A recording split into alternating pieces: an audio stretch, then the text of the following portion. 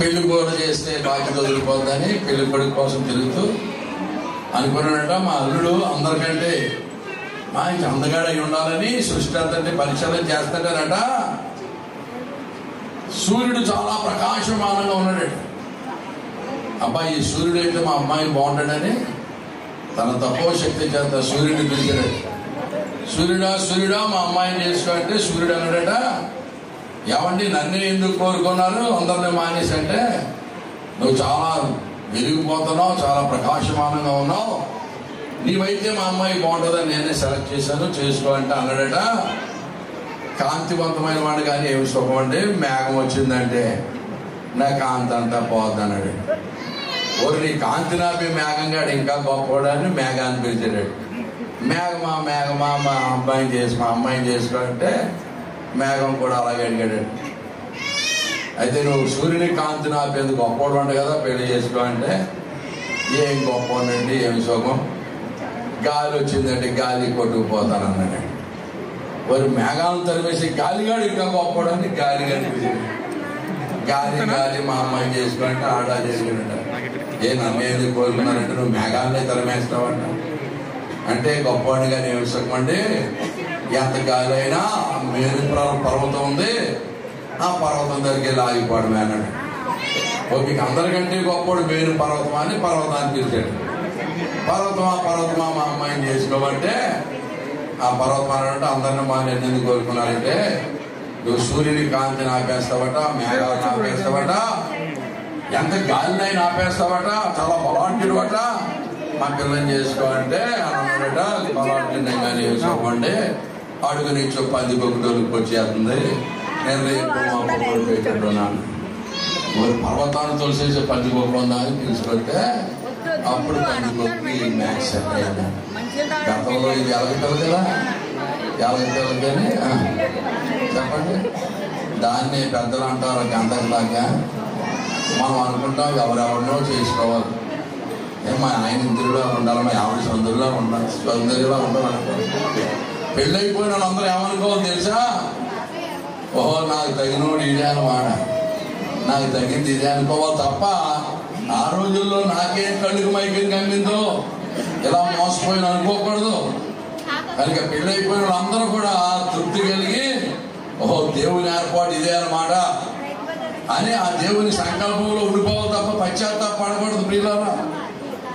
కనుక పెళ్లి చేయమంటే ఏంటి ఎలగపిల్ల ఏది ఏంటిది 10 అన్నాడు అనుకోకండి. పెద్దలు చెప్పారు దేవుని ఏర్పాటు, దేవుడు అలాగా గ్రాండ్ వీవర్ అంటారు ఇంగ్లీష్లో, ఆయన సంకల్పంలో సమకూరుస్తాడు.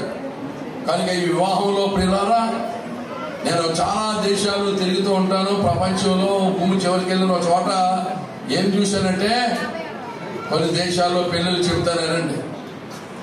ప్రత్యేకంగా కొన్ని ట్రైబల్ నేషన్స్ లో ఆఫ్రికాలో అయితే పెళ్లి కొడుకుని పెళ్లి చేసుకునే ముందు రోజు చెత్త కొట్టేస్తారు, గట్టిగా బాగుతారు. ఎందుకని అడిగితే వాళ్ళు ఏమంటారంటే పెళ్లి చేసుకునే వాడికి చాలా దెబ్బలు తగులుతాయి, చాలా ఓపిక ఉండాలి, అంత ఓపిక ఉంటే పెళ్లికి కూరుకో లేకపోతే డ్రాప్ అయిపోమని పెళ్లి కొడుకుని ఆఫ్రికా దేశాల్లో కొడతారు. ఆ న్యూజిలాండ్లో అయితే చెట్టు కట్టేస్తారు వారం రోజు. మౌరీషియస్లో తెగవాళ్ళ మీద కల్చర్ అది. ఎట్లేదంటే పెళ్లి విలువ పొరకెక్కాలంటే 3 వారం రోజులు ఎండలో కట్టాలండి. మన దేశంలో ఏం చేస్తారంటే కొన్ని ట్రైబల్ ఏరియాస్లో పాడేరు వరకు ఆ ప్రాంతాల్లో నేను ఉద్యోగం చేసేవాడిని ఒక 40 సంవత్సరాల క్రితం. మాకు సంత రోజుని కిటికీలో కేకలను బట్టి కిటికీలో చూస్తే అమ్మాయి నచ్చితే పెళ్లికి లాక్కెళ్ళిపోయేవారు. ఆ పిల్ల చాలా గోలెత్తింది. ఎంత గోలెత్తినా 4-5 వెళ్ళి అమ్మాయిని ఈడ్చుకెళ్ళిపోతే తర్వాత ఒక మేక పిల్ల గుమ్మడికాయ బియ్యం పట్టుకెళ్ళి ఇచ్చేసి ఆ పిల్లని పెళ్లి చేసుకుంటారు. అది రాక్షస వివాహం, దాని పెళ్లి చూపులు కట్టరండవు. ఇప్పుడు మన దేశంలో అగ్ని సాక్షిగా పెళ్లి చేస్తారు. మన వాళ్ళు ఏమనుకున్నారంటే అగ్ని దేవుడు అనుకున్నారు. నిజానికి అగ్ని దేవుడు కాదు, దేవుడు అగ్ని వంటి వాడు. అగ్ని ఎంత శక్తివంతమైందో దేవుడు అంత శక్తివంతమైన వాడు. అగ్నితో చెలగాట మాడితే ఎలా కాలిపోతామో, దేవుడు కాదనుకొని అలాగే కాలిపోయి బూడిదైపోతాం. కనుక అగ్ని సాక్షిగా పెళ్లి, ఈ పెళ్లి అగ్ని అంత పవిత్రమైంది. అగ్ని ఎంత పరిశుద్ధమైందో ఈ వివాహం కూడా అంత పరిశుద్ధంగా ఉండాలనే కాన్సెప్ట్ లో వివాహాలు చేస్తూ ఉంటారు. అయితే ప్రియులారా, ఇప్పుడు మీరు ఇక్కడ చూస్తున్న వివాహం ఇది చాలా మర్మగర్భితమైంది. దీంట్లో చాలా సందేశం ఇమిడి ఉంది. అసలు విశ్వ చరిత్ర అంతా కూడా ఈ క్రైస్తవ వివాహంలో ఉంది. వీళ్ళిద్దరూ కూడా ఇద్దరికి సాదృశ్యం. పెళ్లి కుమారుడు దేవకుమారునికి సాదృశ్యం, పెళ్లి కుమార్తె దేవుని సంఘానికి సాదృశ్యం. అసలు దేవుడి పెళ్లి, అందరి పెళ్లి కంటే హైలైట్ పెళ్లి ఏమిటంటే దేవుని పెళ్లి. దేవుడు పెళ్లి చేసుకుంటాడని భారతదేశం చెప్పింది. దాన్నే దేవర వారి వివాహ వ్యవస్థ అంటారు. శ్రీమద్ పోతులూరి వీరబ్రహ్మ గారు చెప్పాడు, ఒక వీరభోగ వసంతరాయుడు ఈ లోకంలోకి రాబోతున్నాడు. మనందరి పెళ్లిని మించినటువంటి పెళ్లి కూడా జరగబోతుంది. అదే ఆఖరి పెళ్లి. ఇంక దాని తర్వాత పెళ్లిళ్ళు ఉండవు. దేవుని బిడ్డలారా, ఆ రాబోతున్నటువంటి వీరభోగ వసంతరాయుడే ప్రభు అయిన యేసుక్రీస్తు నాథుడు. యేసుక్రీస్తు దేవుడు 2000 సంవత్సరాల క్రితం మనందరి కొరకు పాప ప్రాయశ్చిత్తం కొరకు సిలువలో యాగముగా బలైపోయాడు. అందుకని ఆయన వస్తాడు, మీరు ఖర్చులు గుర్తుపట్టండి అని కూడా మన గ్రంథాల్లో రాశారు. ఓం శ్రీ బ్రహ్మపుత్రాయ నమః, ఓం శ్రీ కన్యాసురాయ నమః, ఓం శ్రీ దరిద్రనారాయణ నమః, ఓం శ్రీ పంచగాయ నమః, ఓం శ్రీ మృత్యుంజయ నమః. చాలా రాశారు. ఈ లక్షణాలు ఉంటాయి. లోకంలోకి వస్తాడు ఆయన. భారతదేశమా, ఓ భారతీయులారా గుర్తుపట్టండి, మీకు పాపక్షమాపణ అనుగ్రహించి మిమ్మల్ని మోక్షానికి తీసుకుని వెళ్ళి మిమ్మల్ని వివాహం చేసుకునేటువంటి ఒక దేవకుమారుడు వస్తాడు. ఓం శ్రీ బ్రహ్మపుత్రాయ నమః. అతడు బ్రహ్మకు దేవుడే కుమారుడై ఉంటాడు, దేవుని కుమారుడై ఉంటాడు. ఓం శ్రీ కన్యాసుతాయ నమః. కన్యక గర్భవతి కొడుకుని కంటది.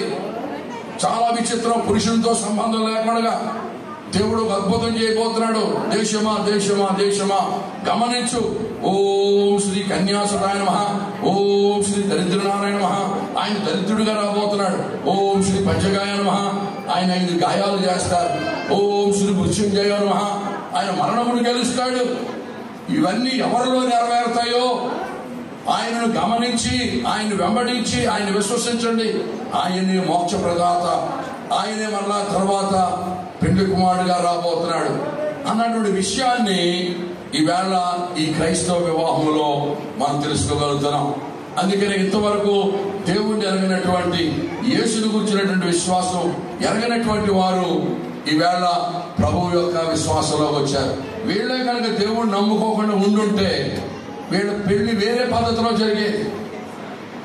వీళ్ళు ఈ పద్ధతిలో పెళ్లి జరగడం కారణం ఏంటంటే వీళ్ళిద్దరూ కూడా దేవుని కుమారునికి సంఘానికి సాదృశ్యంగా కనబడతా ఉన్నారు.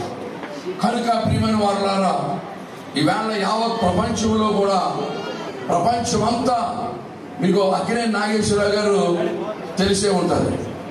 అక్కినేని నాగేశ్వరరావు గారు అన్నాడు, ఈ ప్రపంచం అంతా కూడా ఒక మానవ శరీరం అయితే అందులో హైందవ్యము ముక్కంతా. ఈ యొక్క మానవ శరీరం అంతా కూడా ప్రపంచం అయితే, ఈ ప్రపంచం అంతా ఒక మానవ శరీరం అయితే తల ఇస్లాం. ఏమండి, ఈ ప్రపంచమంతా మానవ శరీరం అయితే మిగిలిన దేహం అంతా క్రైస్తవ్యము అన్నాడు. ఎవరు? అక్కినేని నాగేశ్వరరావు గారు. హైందవ్యమేమో ముక్కంతా, ఇస్లాం ఏమో తలంతా, క్రైస్తవ్యమేమో మొత్తం దేహం అంతా. ఈవేళ యావత్ ప్రపంచం అంతా కూడా జాతి, మత, దేశ, కుల భేదం లేకుండా ప్రభు అయిన యేసుక్రీస్తునందు విశ్వాసం ఉంచడం మనం చూస్తూ ఉన్నాం. కనుక యేసు ప్రభు నమ్ముకున్న వారిని ఏమంటారంటే దేవుణ్ణి నమ్ముకున్నారు.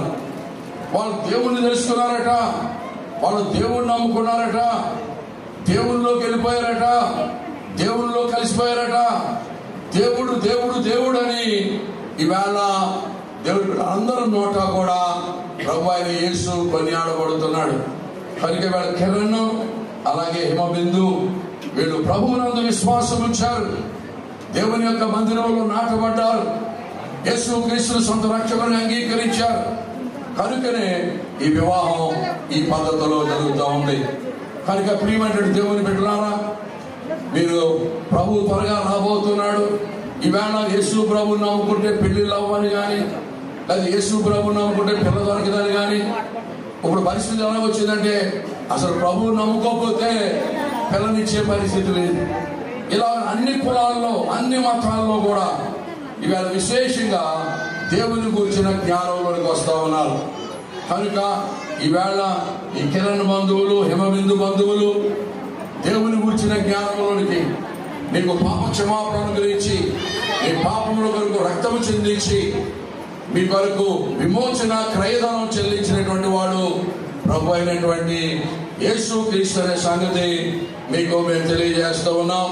కనుక ప్రియులారా, ఈ వివాహ సందర్భంగా మా గుడ్ న్యూస్ ఏంటంటే మీరెవరూ కూడా మీ కర్మ ఫలమును అనుభవించవలసిన పని లేదు. మీ కర్మ ఫలములో మీరు మృతి పొందవలసిన పని లేదు. మీ కర్మ ఫలం అంతటిని కూడా ప్రభు అయిన యేసు క్రీస్తు వారు అనుభవించి మీకు వెల చెల్లించాడు. ఈ శుభవార్త ఈవేళ ఈ కిరణ్ అండ్ హిమబిందు తిరుమల వాళ్ళ పెళ్లి సందర్భంగా మీరు తెలుసుకోవాలని మేము ఆశపడతా ఉన్నాం. ప్రియ దేవుని బిడ్డలారా, ఈ వివాహ వ్యవస్థను చాలా పరిశుద్ధంగా దేవుడు ఏర్పాటు చేశాడు. ఈ వివాహ వ్యవస్థలోనే దేవుడు తన మొదటి అద్భుత కార్యాన్ని చేశాడు. కనుక భార్యాభర్తలు ఎలా ఉండాలి అనేటువంటి విషయాన్ని శ్యాంబాబు గారు చెప్పారు. భర్త యొక్క అవసరత ఏంటో, భార్య యొక్క అవసరత ఏంటో. వీళ్ళ భర్త యొక్క అవసరత రెస్పెక్ట్, భార్య యొక్క అవసరత ప్రేమ. కానీ భర్తలారా, మీ భార్యలను ఏం చేయాలట? ప్రేమించాలి. దేవునికి స్తోత్రం చెప్పండి ఒకసారి. హల్లెలూయా. కనుక ప్రియమైన వారలారా, ఈ ప్రేమ అనేటువంటిది రాను రాను రోజులు మారే కొద్ది మీ తేడా కనపడుతూ ఉంది. పూర్వకాలం బంధువులు వచ్చి వెళ్ళిపోతుంటే, చుట్టాలు వచ్చి వెళ్ళిపోతుంటే ఏమంటే ఏడ్చేవారు, దూరంగా తీసుకెళ్లి సాగరానికి ఏడుతూ వచ్చేవారు. ఇప్పుడు వాళ్ళు వస్తున్నారంటే ఏడుతున్నాం. రోజులు మారిపోయింది. ప్రేమ కూడా అంతే. మీరు పాత సినిమాలు ఆలోచించండి. ఒక అమ్మాయిని ఐ లవ్ యూ అని చెప్పాలంటే ఎంత కష్టం తెలుసా? గోదావరి గట్టు ఉంది, గట్టు మీద చెట్టు ఉంది, చెట్టు కొమ్మలు పిట్ట ఉంది, పిట్ట మనసులో ఏముందో అంటాడు. 6 నెలలు అట్టింది, తిరగలేక చచ్చిపోయి వెనకాల. ఓ నెలంతా గోదావరి గట్టు, తర్వాత గట్టు మీద చెట్టు, తర్వాత చెట్టు మీద కొమ్మ, తర్వాత కొమ్మ మీద పిట్ట.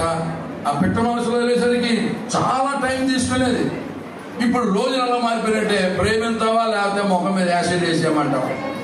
ప్రేమ కూడా నిర్వచనం మారిపోయింది. ఇలా అంచె దినాల్లో ప్రేమ చల్లారిపోతని దేవుని యొక్క వాక్యం చెబుతా ఉంది. కనుక ఇటువంటి ప్రేమ చల్లబడే దినాల్లో మనము ఈ ప్రేమను ప్రిజర్వ్ చేసుకోవడం అనేది చాలా సవాలుతో కూడింది. అలాగే భార్యాభర్తల మధ్య మూడవ వ్యక్తి యొక్క ప్రమేయం కూడా ఉండకూడదు. భార్యాభర్తలు ఒకరిని గౌరవించుకోవాలి. అండ్ నేను ఒక స్టోరీ చదివాను. ఒక అతను బెస్ట్ ఫ్రెండ్ పెళ్లికి వెళ్ళకపోయాడట. పెళ్లికి వెళ్ళకపోతే చాలా దూరం, వాళ్ళు ఎక్కడో కాపురం చేస్తుంటే పెళ్లి అయిన తర్వాత వెళ్ళి, అమ్మ ఏడమ్మా విజయ్ కుమార్ గారు, వాడు నేను క్లాస్మేట్స్ ఫ్రెండ్స్ చాలా క్లోజు, పెళ్లికి రాలేకపోయానమ్మా. ఏడమ్మాడు అంటే పెళ్లి కూతురు అన్నదట.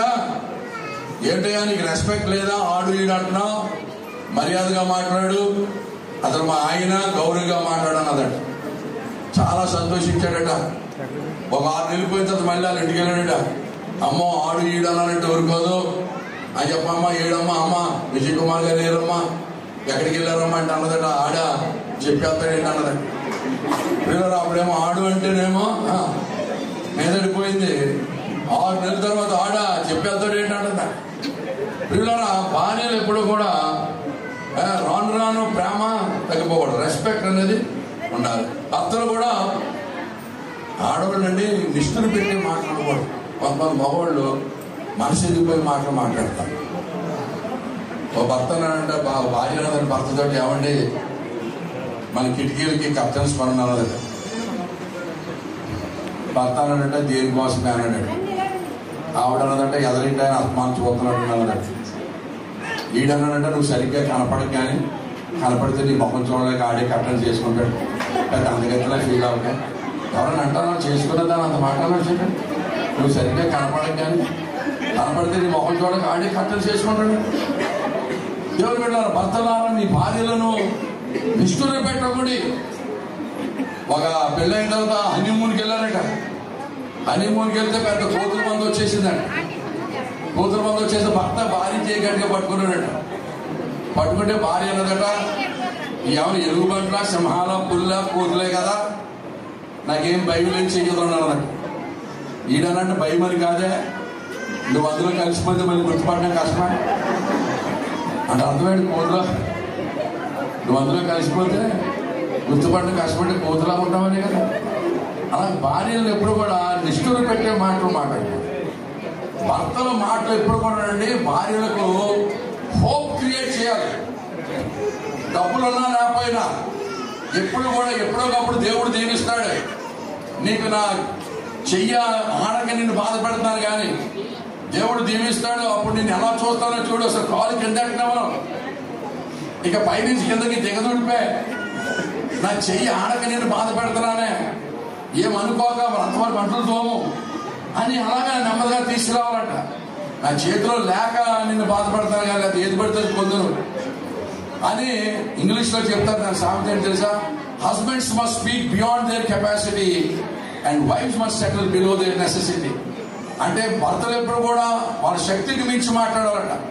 నీకు అక్కడ తీసుకెళ్తారు, ఎక్కడ తీసుకెళ్తారు, అది కొంటాను ఇది కొంటాను అనాలంట. భార్యలు ఏమన్నా తెలుసా? కొనమనకూడదట.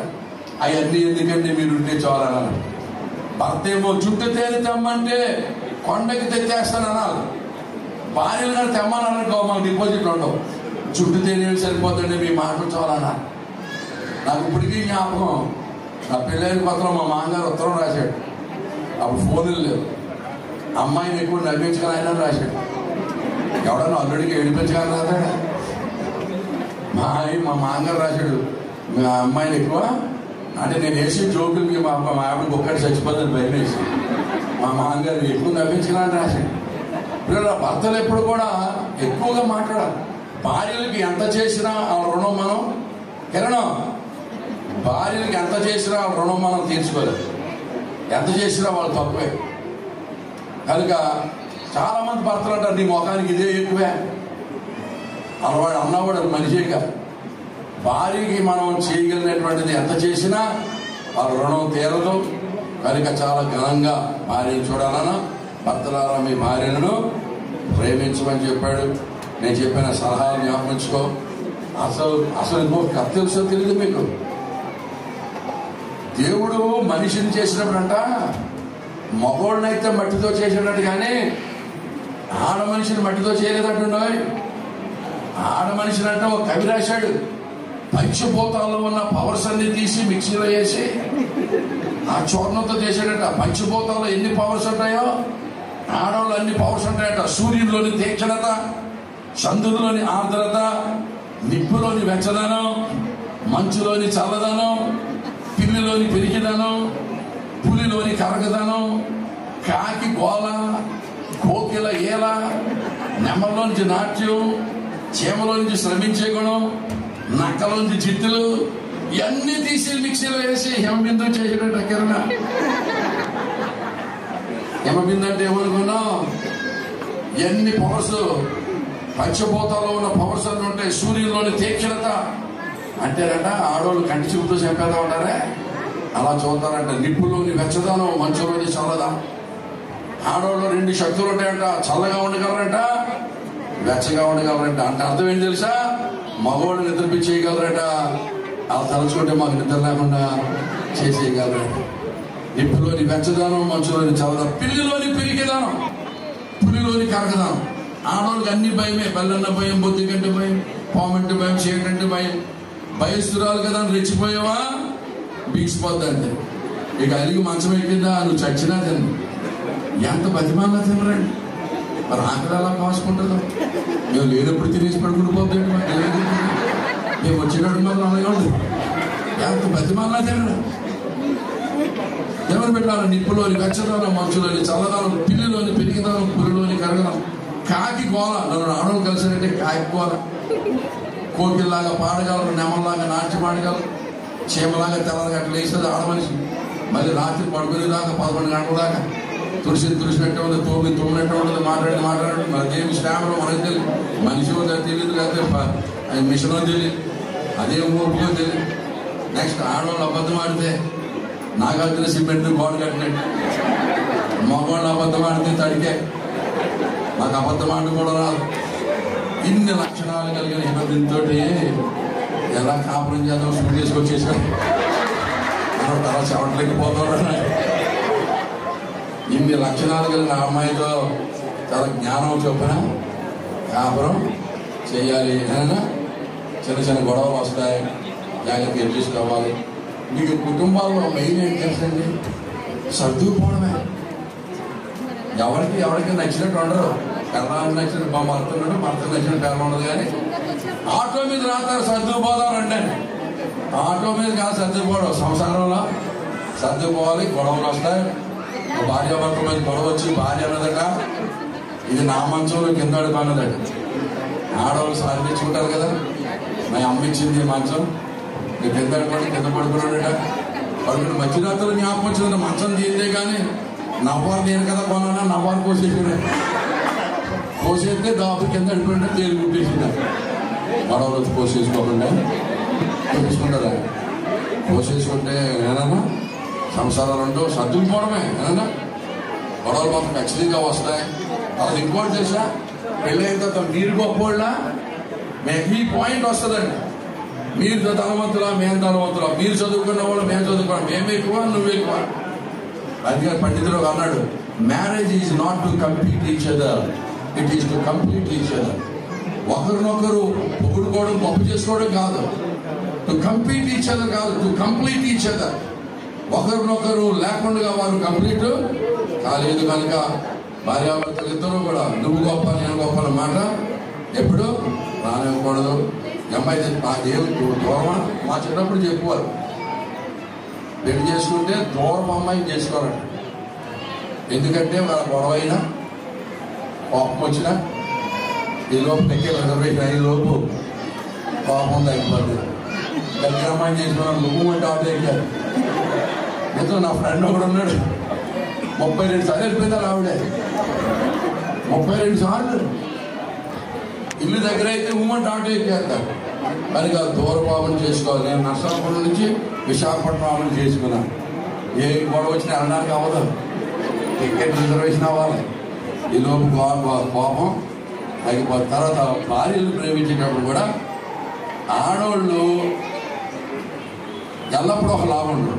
నాకు లిటరల్గా జరిగింది చెప్పారు. నాకు ఒక ఫ్రెండ్ ఉన్నాడు, 40 సంబంధాలు చూస్తుంటాడు, ఏ పిల్ల నచ్చింది కాదు. చివరికి ఒక అమ్మాయిని చేసుకున్నాడు. నేను అడిగాను ఈ అమ్మాయి ఎలా నచ్చిందంటే అన్నాడు, చుట్టూ పెద్దగా ఉంది, జడపడుద్దా ఉన్నానియా అని జడ గురించి చేసుకున్నాడు. పాప మామిడికి డెలివరీలో డబుల్ టైఫాయిడ్ వచ్చేసి చుట్టంతా ఊడిపోయి నాకు నచ్చలేదు అన్నాడు. అన్నా నాతో అన్నావు కానీ ఇంకా చెట్టు కట్టేదా కదా. ఆడవాళ్ళు చుట్టూ పిల్లవు ముందు పెద్ద గోంగూర కట్టలా ఉంటుందా, తర్వాత అనుకుంటున్నాక తోటకూర కట్ట, తర్వాత కరివేపాకు కట్ట, తర్వాత కొత్తిమీర కట్ట, పుదీనా కట్ట అయితే కర్లీ హెయిర్ అయితే పుదీనా కట్టలకి ఎంత ఉంటుంది. జుట్టున్నా ప్రేమించాలి కిరణా, జుట్టు ఊడిపోయినా.